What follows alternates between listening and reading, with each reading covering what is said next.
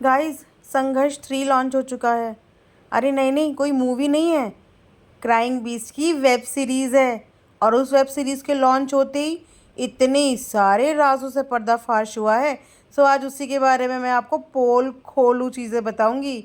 Hello hi, welcome back to my channel earth mom Dehradun. और guys, channel में new है तो सब्सक्राइब करें और वीडियो को एंड तक ज़रूर देखें, क्योंकि वीडियो बहुत ही इंटरेस्टिंग होने वाली है। तो अगर आप क्राइंग बीस्ट के फ़ैन हैं तो दिल बड़ा करके इस पॉडकास्ट को सुनिएगा, और अगर आप उसके फ़ैन नहीं हैं तो पॉपकॉर्न के साथ पॉडकास्ट को एंजॉय ज़रूर करिएगा। सो गाइस, इतना संघर्ष देख के तो मेरी आंखों से आंसू ही आ गए।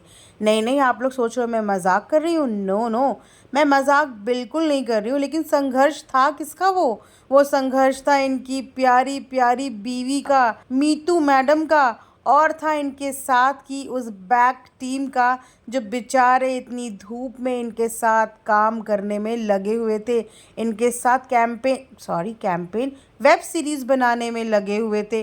तो उन प्रोडक्शन वालों का, उन बैक कैमरा वालों का मैं संघर्ष समझ सकती हूँ कि कितना ज़्यादा संघर्ष था उनका। संघर्ष तो शुरू होने से पहले ही क्विट होने की कगार पे आ गया था।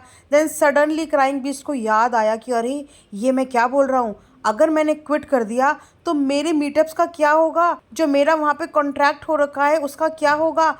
फिर सडनली उनकी ज़िंदगी में आता है उनका एक मोटिवेशनल मैन, जो बिना रिजर्वेशन की ट्रेन की टिकट करा के पहुँचता है उनके पास, और वो भी अपनी टी शर्ट के ऊपर चश्मा लगा के, और वो भी अपनी टी शर्ट पे बिल्कुल टिंच पिंच प्रेस लगा के। वाह वाह वाह, क्या स्क्रिप्ट थी। स्क्रिप्ट तो अच्छी थी, लेकिन एक्टर अच्छे नहीं थे, लेकिन डायरेक्शन अच्छी नहीं थी। वो कहते हैं ना, पैसा बचाने के चक्कर में थोड़ी सी कंजूसी कर ली और बस वहीं से वेब सीरीज़ इधर से उधर हो गई। और उसके बाद जो लोगों के ताने सुनने को मिल रहे कमेंट सेक्शन में, वो आप सब लोग देख ही सकते हैं। तो एक रियल इमोशनल जर्नी को बना दिया है पूरा का पूरा वेब सीरीज़, क्योंकि इस वेब सीरीज के प्रमोशन तक के लिए ये पॉडकास्ट चैनल्स में गए हैं। वहाँ पे वेब सीरीज का भर भर के प्रमोशन हुआ है। जैसे फिल्म एक्टर्स न्यूज़ चैनल पे जाके प्रमोशन करते हैं, कॉलेजेस में जाके प्रमोशन करते हैं, इवेंट्स करते हैं, उसी तरीके से आजकल हमारे यूट्यूब के व्लॉगर्स जाके पॉडकास्ट चैनल में अपनी व्लॉगिंग का प्रचार और प्रसार करते हैं।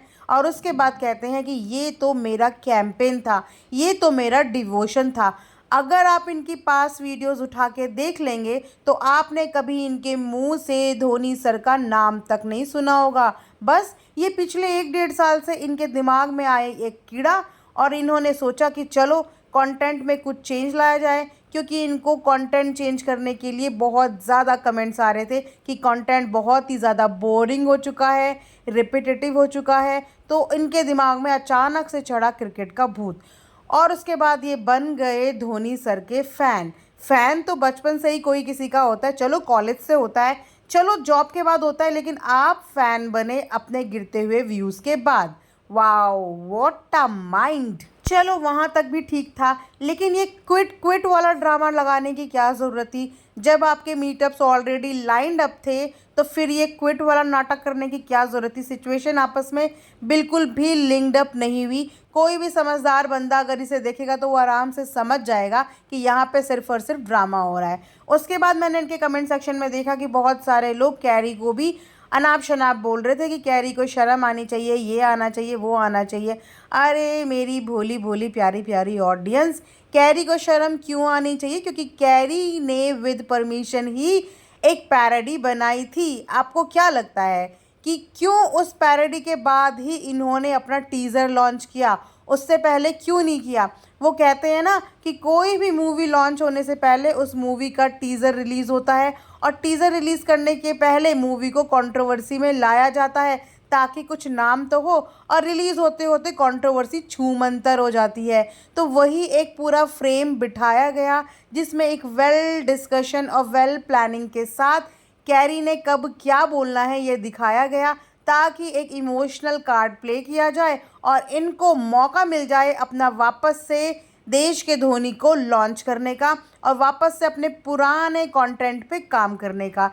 ये सब इन सब की मिली भगत थी। इनफैक्ट मिली भगत नहीं बोलूँगी, इनके लिए इनके फेलो यूट्यूबर्स की हेल्प थी। दिमाग तो बहुत ही अच्छा यूज़ किया, लेकिन कंटेंट को बनाने में कहीं ना कहीं कुछ ऊपर नीचे चीज़ें कर दी, जिसकी वजह से ना ऑडियंस उस तरीके से कनेक्ट नहीं कर पाई। और ये थर्ड एपिसोड, ये तो बिल्कुल ही बवाल था, बवाल। क्योंकि इसमें कोई भी सिंक्रोनाइजेशन थी ही नहीं, कोई भी चीज़ दूसरी चीज़ से कनेक्ट हो ही नहीं रही थी। और यहाँ पे इन्होंने ये दिखाया कि ये किस तरीके से अपनी वाइफ को इग्नोर करते हैं। अगर ये स्क्रिप्टेड भी था तो ये एक बिल्कुल भी ठीक बात नहीं थी। एक हस्बैंड के लिए उसकी वाइफ ही उसकी मोटिवेशन होती है, क्योंकि जब भी वो नीचे गिरता है तो एक लाइफ पार्टनर ही होता है जो आपका हाथ पकड़ के आपको ऊपर लाता है, हर हाल में आपका हाथ नहीं छोड़ता, आपके अच्छे बुरे अप एंड डाउन हमेशा आपका सपोर्ट बना रहता है। और जहाँ तक इनकी वाइफ का रोल है, इनकी वाइफ को हमेशा इनका सपोर्टिव सिस्टम बनते हुए देखा है। इनके हर डाउनफॉल में, इनके हर एरोगेंस में वो लेडी हमेशा इनके साथ खड़ी रहती है। तो इन्होंने उस लेडी की बात भी नहीं सुनी, पूरा का पूरा उनको इग्नोर किया। वो बार बार बोलती रही, सुन ले मेरी बात तो सुन ले। एक बार भी नहीं सोचा कि अगर कि ये स्क्रिप्टेड नहीं था, वैसे तो हम जानते हैं, लेकिन अगर ये बोले कि नहीं ये तो हमारा सच में ऐसा हुआ था, तो अगर कि ये स्क्रिप्टेड नहीं भी था तो आपने एक बार भी ये नहीं सोचा कि XYZ किसी भी रीज़न की वजह से आपकी तबीयत बिगड़ जाती या आपको कुछ वहाँ पे हो जाता, कोई मेडिकल इमरजेंसी पड़ जाती, तो पीछे से आपकी वाइफ को कितनी ज़्यादा परेशानियों का सामना करना पड़ता। वो बार बार आपको रोकती रही और आप और तेज़ी से चलते रहे। तो इस तरीके का इग्नोरेंस बिहेवियर, वो भी अपनी लाइफ पार्टनर के साथ, मुझे तो पर्सनली बिल्कुल अच्छा नहीं लगा। और कमेंट सेक्शन में इनके पास आए हुए भी थे बहुत सारे लोग जिनको उनका इस तरीके का बिहेवियर सही नहीं लगा। छोटे बच्चे थोड़ी हैं कि किसी ने कुछ बोला और जी मैंने साइकिल उठाई और मैं तो साइकिल को हवाओं से भी तेज़ दौड़ाता जाऊंगा। तो जो कनेक्शन था ना, वो शुरू में ही ब्रेक हो गया था। और उसके बाद वो आदमी का आना, वो एक नया ड्रामा क्रिएट करना, उसके बाद वापस से मीटअप्स रखना। तो मीटअप ऑलरेडी लाइंड अप थे बाबा। तो ये कैंपेन जा किस तरफ, क्योंकि मीटअप के दौरान भी आपने एक बार भी धोनी सर का तो कोई भी प्रचार प्रसार नहीं किया, जबकि आप उन्हीं का कैंपेन लेके जा रहे थे। वहाँ पे भी आपने अपने व्लॉगिंग चैनल का ही डायलॉग बोला, मूबा ला ला, मूबा ला। वाह, ये किस तरीके का कैंपेन था? ये कैंपेन खुद के लिए था या धोनी सर के लिए था? ये तो समझदारों को पता ही है कि ये एक्चुअल में था क्या। सो ये था मेरा एक छोटा सा रिएक्शन आप सबके लिए। आई होप कि आप लोगों ने इन्जॉय किया होगा। तो कमेंट सेक्शन में कमेंट करना बिल्कुल ना भूलना। And thanks for watching earth mom Dehradun.